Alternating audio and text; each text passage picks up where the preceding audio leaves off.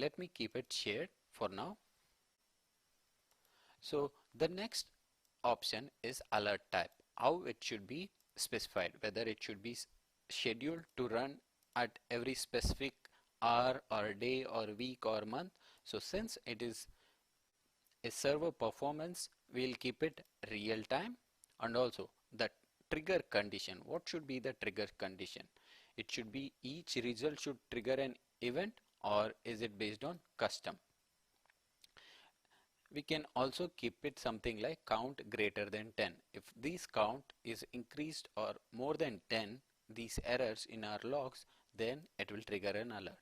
Similarly, we'll keep it like if I have 10 host web servers, all are throwing me errors. You can keep, if the number of hosts in my criteria is greater than 5, that means something is going wrong with my web servers. All the servers have started to throw errors. These are some of the trigger conditions you can specify. As of now, since we have sorted it based on count, whatever the results we come will be triggering. The next option will be the throttle. In throttle, you can suppress the event for specific amount of time. Let's say I've got an alert, I've got some people who are looking into this issue, so I don't need this alert to be triggering containing the same status value.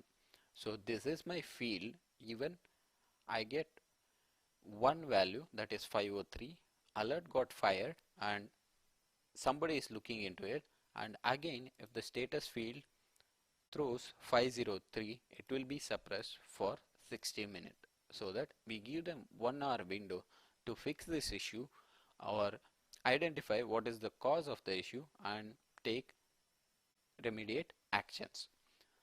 This is how the throttling works. Once you have set up all these things, there is a add action field. The add action, you have multiple actions where you can add this to triggered alerts, so that you will be able to see at a later stage how many alerts have been triggered, and this will be stored under your Splunk activity menu. Similarly, you can log this event so that it can send a log to another Splunk instance where it can receive and process this triggered alert.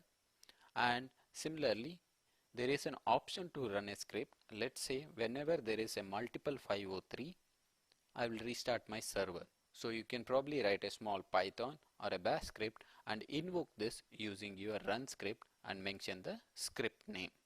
So this is one of the options.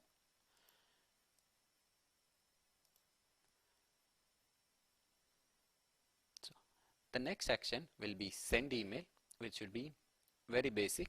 That is, if you want to add the senders list, you can add it separated by a comma, and if you want to add CC and BCC, you can mention those details. Set a priority for your email. Give a short name which represents the subject of your email so that the action can be taken, and complete action plan or the message why this alert was triggered. And the alert can include a link to your results, that is if they have access to Splunk. If they don't have access to Splunk, you can uncheck this and you can send them a CSV file containing the results, or an inline table which displays the results, whatever we are seeing in the background, the statistics, as part of your email. And you can also include your search string, trigger condition, and what time the event was triggered. So all this you can choose whichever are necessary, and you can uncheck whichever are not necessary. So the final option will be type. So in this option you can choose either plain text if your emails are not supported HTML format. If it supports, go for HTML and plain text for better formatted output of the alert. So here I'll just add my email so that if any alert triggers, I'll be getting a email notification, and I'll keep everything as default. I'll save this alert. So once it is set, you will get a permissions tab. If this is a search, scheduled search, it says since we are running enterprise trial license, it will not be run after the license expires. So if it is not, then if you have a actual Splunk license, this warning will not be popped up. The next is the permissions tab, in which you will be able to give privileges to the people who can edit or read this alert. As you can see, admin and power as the edit privileges and all other people using Splunk as a read permission. To make it global, I'll make sure this alert is visible through all the apps.